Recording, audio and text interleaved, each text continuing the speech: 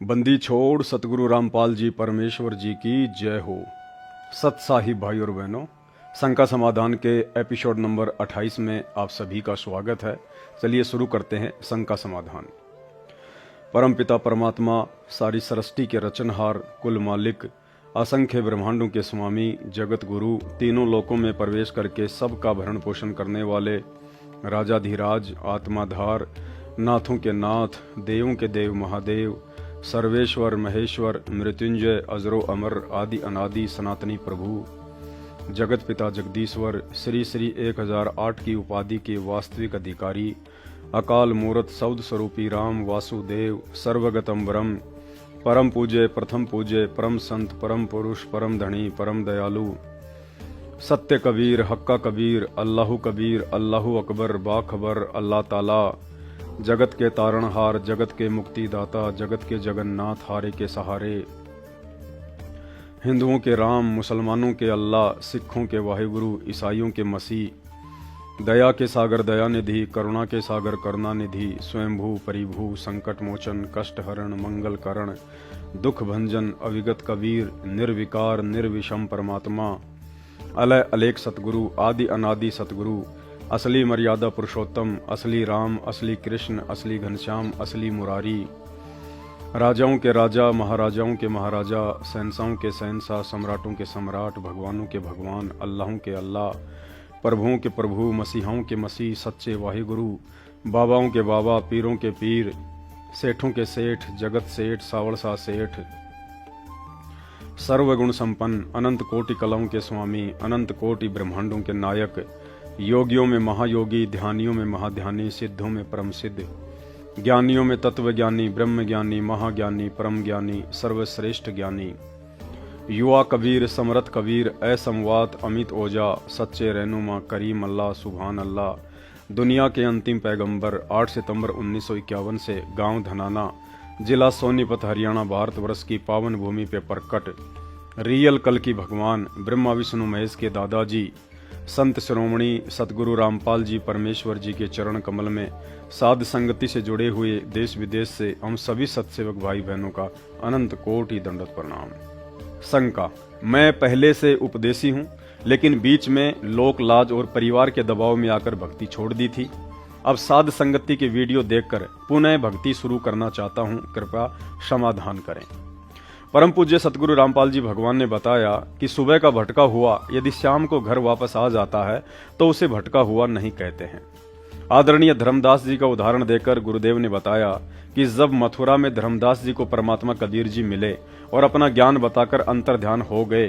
तथा अगले दिन पुनः एक साधु के रूप में वापस मिले, तो धर्मदास जी ने कहा कि परमात्मा, आपसे ज्ञान सुनने के बाद पहले वाली साधना में बिल्कुल भी मेरी रुचि नहीं रही, अब आप मुझे आगे का मार्ग बताएं। ठीक इसी प्रकार सतगुरु रामपाल जी भगवान से उपदेश लेने के बाद भले ही कोई व्यक्ति लोकलाज में आकर, दबाव में आकर या नादानी में इस भक्ति को छोड़ दे, लेकिन यह भी परम सत्य है कि सतगुरु रामपाल जी परमेश्वर जी के मुख कमल से तत्व ज्ञान सुनने के बाद उस व्यक्ति की अन्य किसी भी पूजा पाठ में बिल्कुल भी रुचि नहीं बन सकती। उसे हर पल एक चिंता सी बनी रहेगी कि हाथ से कुछ छूटता जा रहा है। गुरुदेव भगवान ने बताया कि यह आत्मा युगों युगों से इस वास्तविक भगवान और भक्ति की खोज में भटक रही है, और जैसे ही आत्मा को वह परमात्मा मिल जाता है तो अपना भोजन हाथ से निकलता हुआ देख काल निरंजन उस आत्मा को लेकर चिंतित हो जाता है तथा उस आत्मा के ऊपर संचित पाप कर्मों का दबाव डाल देता है। शंका: संचित पाप कर्म क्या है? गुरुदेव भगवान ने बताया कि मनुष्य शरीर छूटने के बाद जब आत्मा धर्मराज के दरबार में अपना हिसाब किताब करवाने जाती है तो धर्मराज कुछ पाप पुण्य निकालकर उस आत्मा के आगे की योनि तथा स्वर्ग नरक का समय निश्चित करता है तथा शेष पाप कर्मों को बैलेंस रूप में रख लेता है, जिसे संचित कर्म कहा जाता है। इस तरह के संचित कर्मों का धर्मराज के पास ढेर लगा हुआ है। मोक्ष मार्ग पर आगे बढ़ रही आत्मा पर जैसे ही उन संचित पाप कर्मों का दबाव बढ़ता है तो यह आत्मा काल प्रेरणा से विचलित होने लगती है। ऐसे में यदि भगत मर्यादा में है तो परमात्मा उसे विचलित नहीं होने देता है, लेकिन ज्ञान में कमजोर आत्माएं उस दबाव को सहन न करके मर्यादा तोड़कर काल प्रेरित होकर इस मार्ग को त्याग देती हैं। गुरुदेव भगवान ने बताया कि वह आत्मा भले ही इस मार्ग को त्याग दे, लेकिन वह भक्ति बिना रह भी नहीं पाएगी।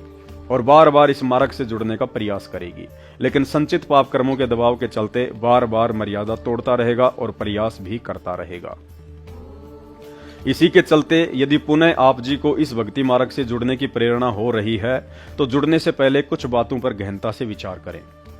कबीर परमेश्वर सतगुरु रामपाल जी की सत भक्ति से जुड़ने की प्रेरणा काल कभी सौपन में भी नहीं करेगा। उसका तो काम ही इस भक्ति से आत्माओं को दूर करने का है, जैसे आपको किया। अतः आपको पुनः भक्ति से जुड़ने की प्रेरणा स्वयं सतगुरु रामपाल जी भगवान ने ही की है। और यदि गुरुदेव ने आपको यह सत प्रेरणा की है तो समझो उन्होंने आपको एक दूसरा मौका देते हुए पिछली तमाम गलतियों से आपको दोष मुक्त कर दिया है। अर्थात घर बैठे ही भगवान ने आपको माफ करके आपका नाम शुद्ध कर दिया है।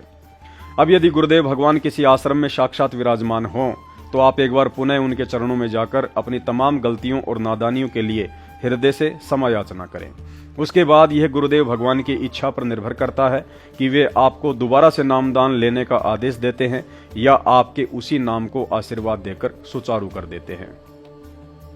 लेकिन वर्तमान समय 2024 में गुरुदेव हिसार जेल में बैठे हैं। ऐसी स्थिति में ज्ञान को आधार बनाकर अपने घर पर पहले की भांति दरबार लगाकर सर्वप्रथम गुरुदेव भगवान से समस्त गलतियों की हृदय से क्षमायाचना मांगकर आगे से गलती ना करने का विश्वास दिलाकर पहले की तरह अपना नाम सुमरण, तीनों समय की आरती, ज्योति जलाना व पांचों यज्ञ करना शुरू कर दें। यदि मर्यादा और विश्वास के साथ भक्ति करते रहोगे तो गुरुदेव भगवान पल पल शब्द रूप में साथ रहेंगे। और यदि फिर से जानबूझकर कोई गलती कर डाली तो इस जन्म में फिर तीसरे मौके की उम्मीद ना करना।